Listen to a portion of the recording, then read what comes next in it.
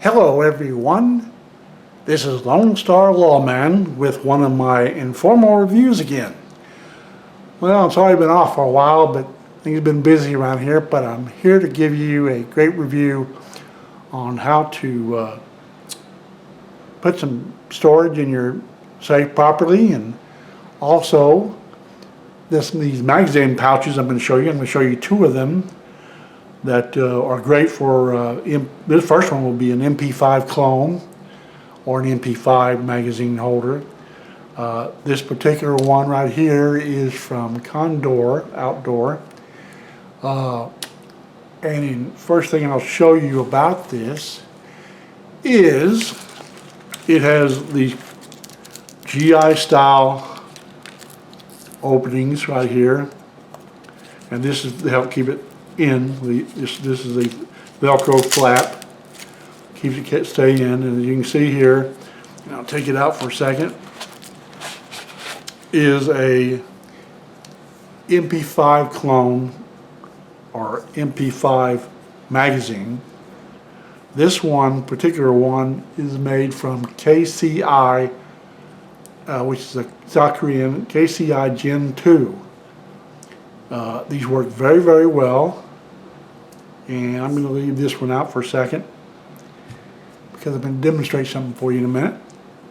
And that's how these fit inside the pouch.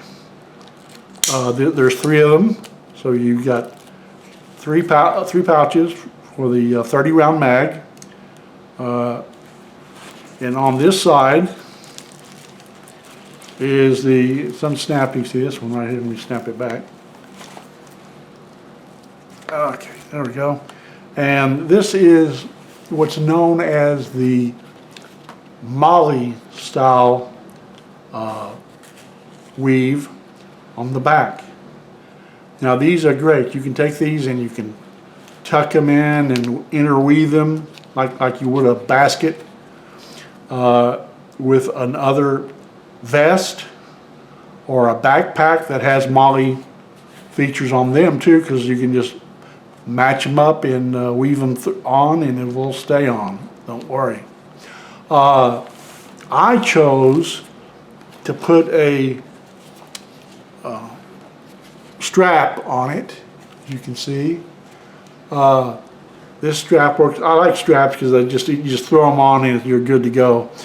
This did not come with the Condor, but I took it off one of my other carry bags, and as you can see right here, they just hooked on no problem whatsoever. So I didn't have any problem with that at all. Down in the bottom, since I'm getting, this is mostly for long-term storage, or if I need to grab them real quick and put them on, I put what's called the silica gel packs. Show you what one of them looks like. Get it out of here. These are excellent for absorbing moisture. So I can see one of these I have right here. I hope you can see it on the camera. And you put this in the bottom of the pouch, and then you put your magazine over it, and then I think that'll help it keep from rusting or anything like that, or too much moisture getting in there and causing a problem. The three magazines I have here, see if I can get one of the German ones out of here too.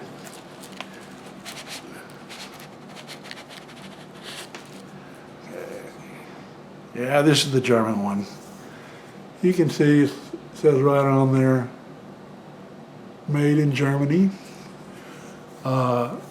These are about twice as expensive as these KCI, but they're both excellent.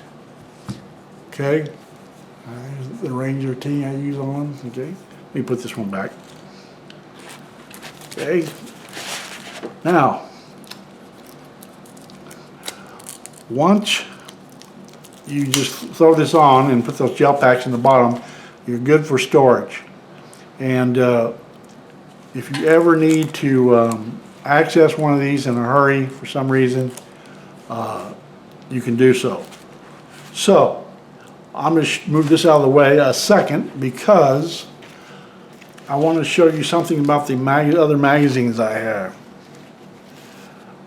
Now, if you watch my video on the PTR 9CT, there's two of them. I didn't show these on those, but I'm going to show you now only because I think it's relevant with this video. These are known as ETS magazines for MP5, MP5 clone.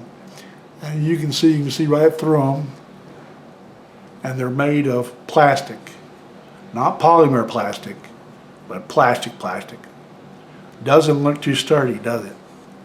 I will say they do work in the MP5 clones, except it's a very, very tight fit. I have seen videos where at the top here the lips have been broken off, maybe probably from hard handling, but let's face it, folks, metal ones aren't going to break off, okay? Not unless you take a hammer to them or something.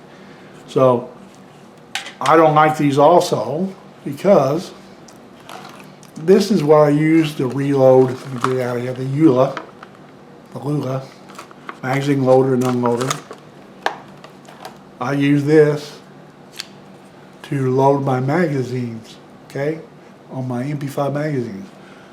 But if they just will refuse to fit on this one because it's just a little thicker and just it'll go into the magazine well of the gun, but it just is extremely tight and this won't work on it. Now you take the KCI or the German magazine, it will fit right on it. See this little space, this little notch thing right here, it notches on right to here. You stick it on there. Let me take one of the bullets out and I'll show you how to load it. Okay, so you hold it like this and you stick this on here, make sure it's down, and then you pull the lever towards you, or I'm sorry, away from you, and the bullet drops right in, or should drop right in. Make sure I'm doing this right. Oh, there we go. I didn't have it low enough. Okay, here we go. Push it back, or maybe I should go forward. I'm sorry. Well, I'm not doing this right, folks. But I haven't done this in a while. This should go in like here, but for some reason it's not for me right now. Okay, but that's how you're supposed to load it with this. You're supposed to knock it forward. That's what happens when you don't practice before filming, Lone Star Lawman. Okay, put the bad boy back in by myself.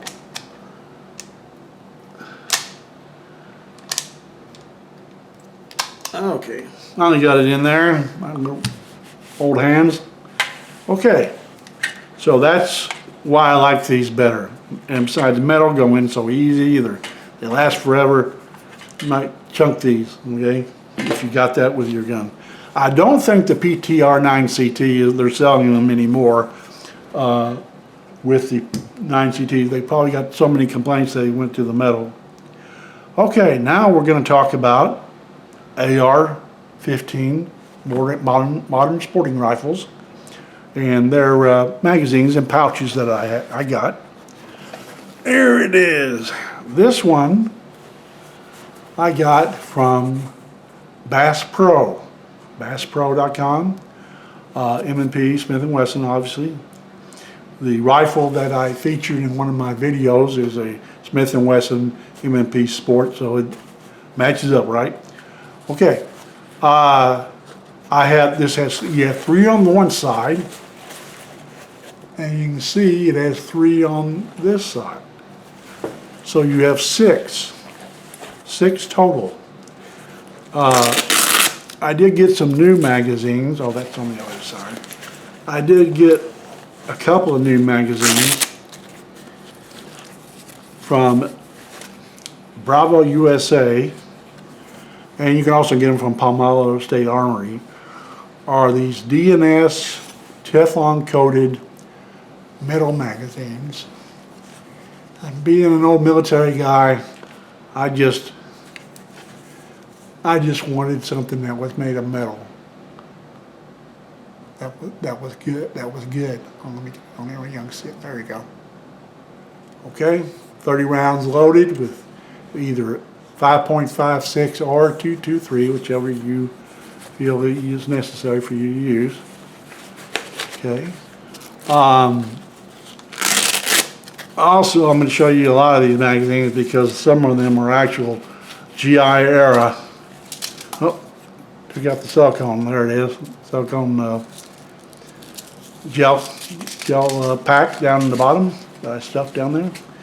Okay. This one is from Sanchez. Okay.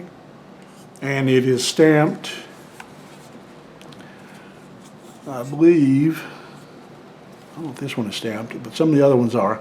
But this is like, these are pretty old. Okay. On the other side, because that's, I think, were some of the older ones I have.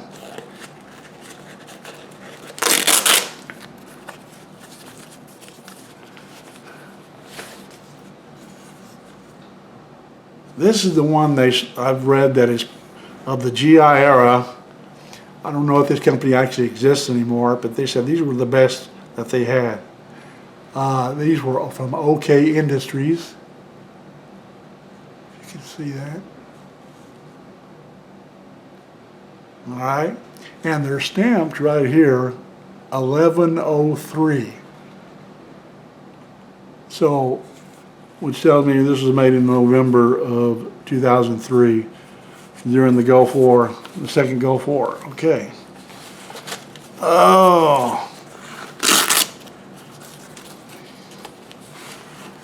This one, this is the one that they said was not so good when I read up on it, from Center Industries. Okay. It's been, let's see now, it says, it's so old it even says restricted law enforcement government use only back during the assault weapons ban from 1994 to 2004. So you know this is old now, yes, and it is stamped 103. So it was made in the Gulf War time period. Okay, I'm gonna bore y'all to death, but I won't need to show any more of those. But I'm showing you those because the older magazines that you put in your pouch for storage don't have the followers in there that if you press them down in the front part of it, it'll tilt down. And sometimes that can be a problem when you're loading and shooting because the followers don't stay completely up all the time. Those DS mags I showed you on the other side there, the Teflon coated DNS magazines, they are Teflon coated and they do have the Magpul type follower, anti-tilt follower. And here's the one that actually came with the M&P, and it's a Magpul. It's a Magpul P2, I believe it is P2. And it holds 30, of course. I'm not really great on plastic mags, but these are good. These will work and they'll last and they're durable, from what I understand.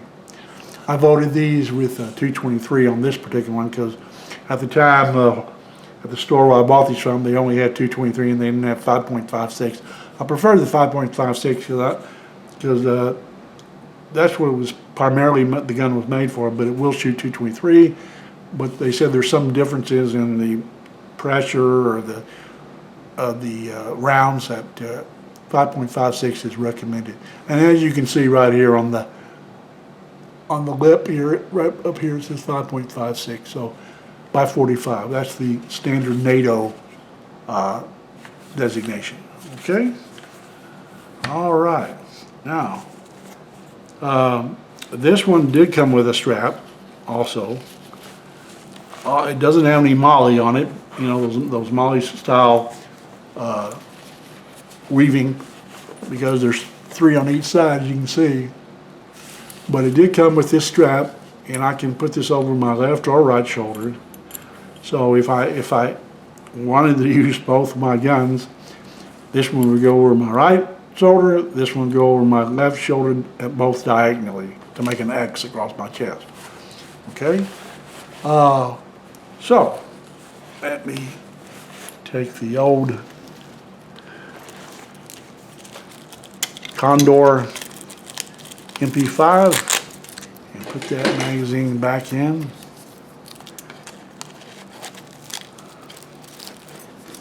Okay. Come on, boy. There you go. They're pretty new, so they're not pretty stiff. All right, there you go. All right. Now, I'm going to give you the bonus of today. Something I was thinking of doing, and I hope y'all don't find it terribly boring, is I'm going to go over the firearms that I carried in my law enforcement history, starting in 1977. Y'all might find this interesting. Here's the first one. All right. This is for you folks that are just interested in how law enforcement weaponry has changed over the years, and military for that matter. But this first one I started to carry in 1977. As you can see, it's a Smith & Wesson Model 28 Highway Patrolman 357 Magnum on the end frame, which was the largest one they had at the time. This cylinder right here was huge. It's a cylinder that they used to make 44 Magnum holes, but this one had 357 holes where the cartridges go.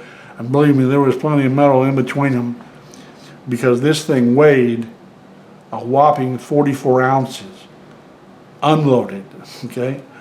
The only thing I never could understand when they made these things, the Smith & Wesson engineers put these itty-bitty grips on them for a 357 Magnum that weighs 44 ounces. Most of the time in that era, cops would take these off and put these nice thick rubber Pachmayr grips, which were nice and wide and made of rubber and had finger grooves, and they fit really good in your hand. So that's what I carried from 1977 to 1978. Okay. Turn this around here. All right. This one is the Smith & Wesson Model 15 Combat Masterpiece. And the one I carried in the military was Parkerized. That was the Air Force, okay? From 1978 to 1987, my 8 years active duty in the U.S. Air Force Security Police is what they were called then. I was a law enforcement specialist. And it was a pretty light gun, very dependable gun. I don't think the ammo they put in it was very good, because it was round-nosed ball ammunition, which is, as you all know, is pretty useless when you're trying to stop someone. Okay, on to the next one. Okay, now, this is the old Vietnam era style M16 A1. And I carried this started carrying this in 1978. And this is the one, it was from the Vietnam era, because they had the triangular stock on it, grips, or handguards I should say. And of course it had the old A sighting system and the carry handle. This one, and this one's a little bit more modern, because I had some that were like this. They had the forward assist, and then I had some that didn't have the forward assist. They were Vietnam era A2s, M16 A1, I'm sorry, and that's why that change was made to help assist. If you see the bolt on an M16 AR-15 or whatever, you know, the modern ones today have these little hash marks in the side of the bolt. Well, the ones before that didn't, where you didn't have the forward assist. This forward assist helps push those gouge marks in the side of the bolt to help it go forward. Okay, all right. Now this is me in my glory here. Y'all have never seen my face. I don't know if you want to see it today. But this was me in Guam on jungle patrol. And as you can see, that was a Vietnam era style M16, because it doesn't look like it has a forward. It's kind of fuzzy picture. But I was what's called a senior airman at the time, 3 stripes. When I finally left after 20 years, I was a technical sergeant, which was 5 stripes. Okay, thought y'all find that funny or interesting. Okay,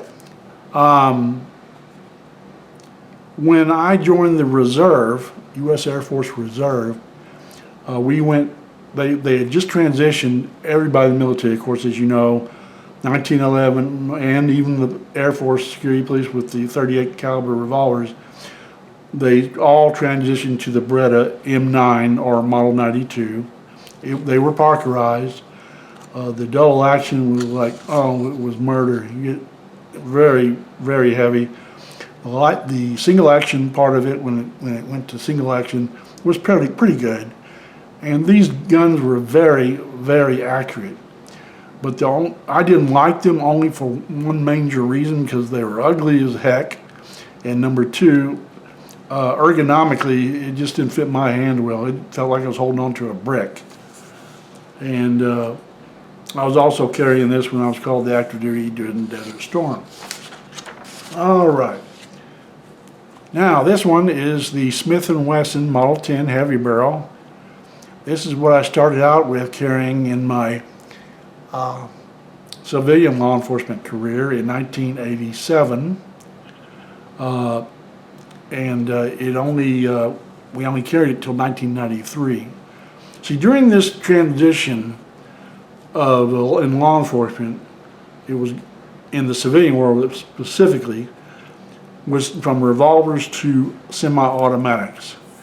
And this was, I believe, the last revolver I carried. Because in 1993, the department I was working for went to the Smith & Wesson 3rd generation M model 59, 53, 43 I should say, in 9mm stainless steel. The double action wasn't bad, it wasn't great either, but it was okay. But these were super accurate guns. In fact, shooting 9mm was the only time I ever got a 100% 100 score of 100 was when I was shooting this gun. And I don't know how I did it, but I usually shoot in the mid to high 90s. Okay.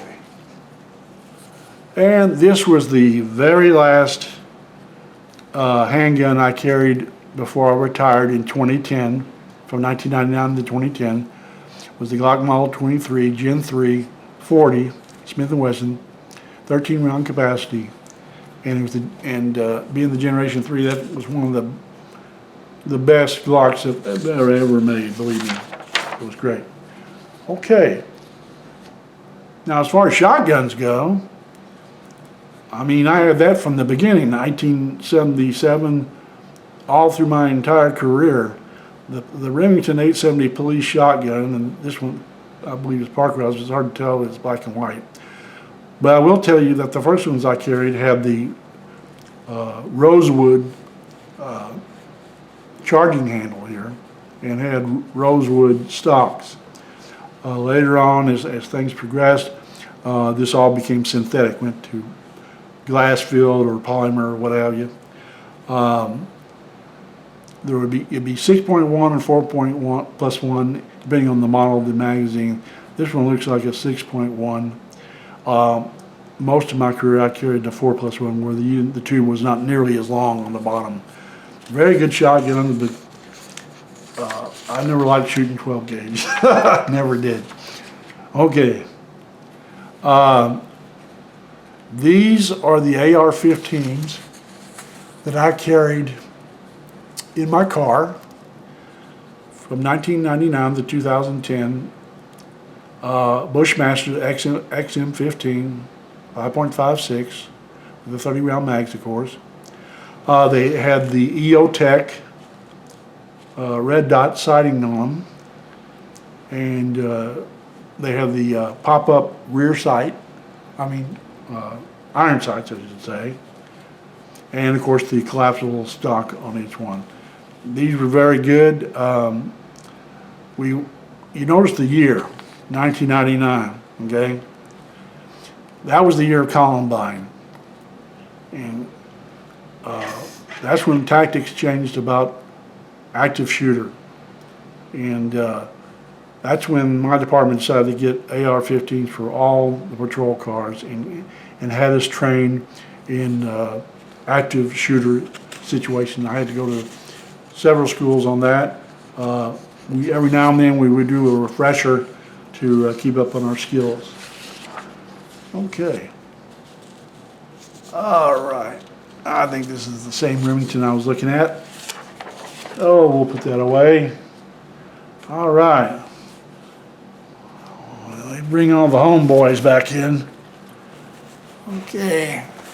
And I want to tell you that today, with the civil unrest happening and all the uncertainties today, and things are looking pretty scary in the world right now. So you never know when trouble will come to your front door. So it's always good to be prepared. What's nice about these, I can store them like this, and I can put them on in a hurry if I need to. So y'all think about that, because it is important. So that is probably all I have for you. Just want to re-emphasize that the Lula here, this is really great for your MP5 loading. You can do it after. You can use that toggle switch fast. You can get them loaded really quick. I didn't get anything for the AR because I've never had any problems loading AR rounds. They just seem to pop right in there, no problem, at least for me. Okay? All right, that's all I have. Lone Star Lawman, you are done for this video. Please like and subscribe if you like it. I'm sorry if I bored y'all a little bit with my police history of firearms. But I just found that out interesting, and maybe some of you all will too, how things changed over that 40-year period of how weaponry changed based on the conditions of what was happening in the world and crime. Okay, so this is Lone Star Lawman signing off. I will see you in the next video. Thanks for watching.